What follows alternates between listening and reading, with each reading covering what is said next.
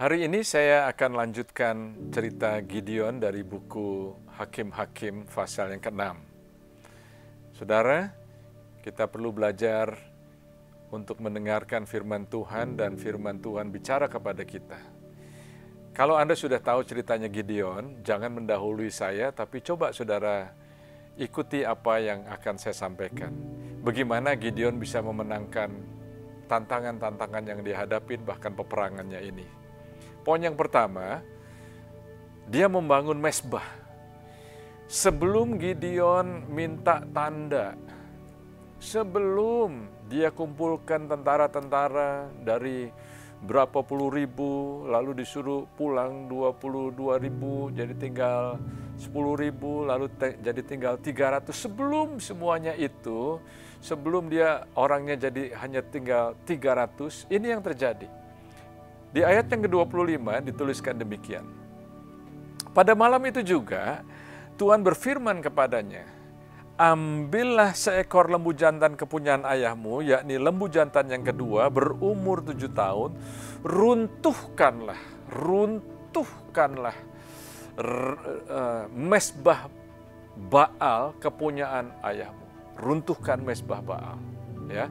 Dan tebanglah tiang berhala yang di dekatnya. Ayat yang ke-26. Kemudian dirikanlah mezbah bagi Tuhan. Jadi di sini Anda bisa lihat, runtuhkan mezbah Baal, dirikan mezbah bagi Tuhan. Ini kuncinya. Dan di sini dituliskan bangun semuanya ini, bangun mezbah buat Tuhan.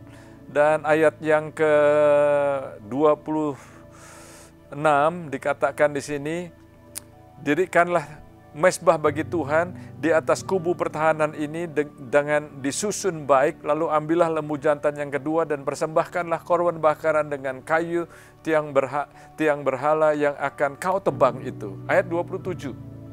Kemudian Gideon membawa 10 orang hambanya dan diperbuatnyalah seperti yang difirmankan Tuhan kepadanya, tetapi karena ia takut kepada kaum keluarganya dan kepada orang-orang kota itu untuk melakukan hal itu pada waktu siang, maka dilakukanlah pada waktu malam. Saudara, saya lihat Alkitab ini sangat bisa nyambung dengan kita ya. Dia takut juga sebetulnya saudara, tapi biarpun takut dia taat loh. Dia nggak berani lakukan waktu siang, dia lakukan waktu malam. Jadi dia lakukan semuanya ini karena dia berserah kepada Tuhan. Poin yang kedua, kita perlu belajar bahwa kalau tadi kita lihat mezbah, ya, mezbah. Ternyata di balik setiap tahta itu pasti ada mezbahnya. Kalau di dunia barat itu banyak orang yang nggak ngerti, ya, tapi kalau dari budaya Asia, budaya orang Indonesia khususnya, saudara, kita tahulah bahwa di balik setiap tahta itu ternyata ada mezbahnya. Karena apa? Karena setiap tahta itu mendapat kuasa karena ada mezbah.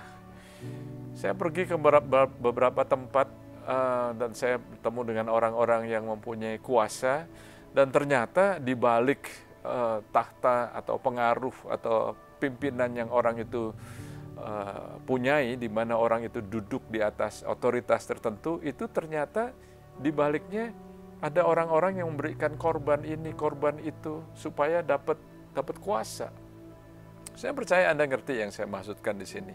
Itu sebabnya di dalam 1 Raja-Raja pasal 18 ayat yang ke-30, Elia waktu dia melawan nabi-nabi Baal, dituliskan kata Elia kepada seluruh rakyat itu, datanglah dekat kepadaku.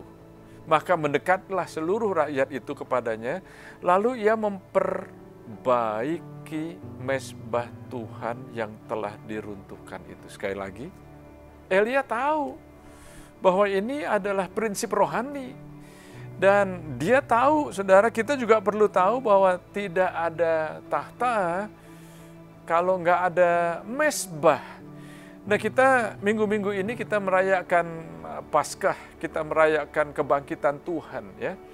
Dan kita bisa nyambungkan hal ini. Ternyata kalau Yesus itu punya kuasa yang demikian. Karena apa? Karena dia naik ke altar. Dia disalib. Jadi poin yang ketiga, saya bisa katakan bahwa salib itu adalah tempat di mana kita bisa punya tahta, kita bisa punya kuasa.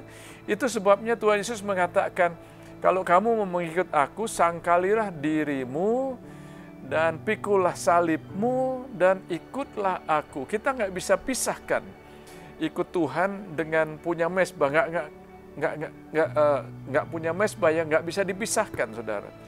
Jadi mesbah doa, mesbah pujian, mesbah kita membaca firman Tuhan, mesti ada mesbahnya itu supaya Anda punya kuasa mengikuti Tuhan Yesus. Gereja nggak bisa dipisahkan dari salib Kristus. Kalau Anda mau mengalami pekerjaan Roh Kudus bekerja dengan luar biasa di dalam hidup saudara, pasti perlu ada mesbahnya. Nah, saudara, sebagai penutup saya akan bacakan di dalam buku Filipi pasal yang kedua, mulai ayat yang kelima. Ini luar biasa sekali, saudara. Dituliskan di sini. Hendaklah kamu di dalam hidupmu bersama menaruh pikiran dan perasaan yang terdapat juga dalam Kristus Yesus. Apa yang terdapat dalam Kristus Yesus? Ayat yang ke-6, yang walaupun dalam rupa Allah tidak menganggap kesetaraan dengan Allah itu sebagai milik yang harus dipertahankan, melainkan telah mengosongkan dirinya sendiri dan mengambil rupa seorang hamba dan menjadi sama dengan manusia, dan dalam keadaan sebagai manusia ia telah merendahkan dirinya dan taat sampai mati, bahkan sampai mati di kayu salib. Itulah sebabnya, sekali lagi saudara, itulah sebabnya dia ada mesbahnya, yaitu salib. Itulah sebabnya Allah sangat meninggikan dia dan mengaruniakan kepadanya nama di atas segala nama, supaya dalam nama Yesus bertekuk lutut segala yang ada di langit dan yang ada di atas bumi dan yang ada di bawah bumi, dan segala lidah mengaku Yesus Kristus adalah Tuhan, bagi kemuliaan Allah Bapa. Saudara, mari kita bangun altar mesbah bagi Tuhan dalam menghadapi challenge, tantangan-tantangan, kesulitan ini. Maka Anda akan mendapat kekuatan dari Tuhan yang Anda nggak pernah alami sebelumnya. Tuhan memberkati.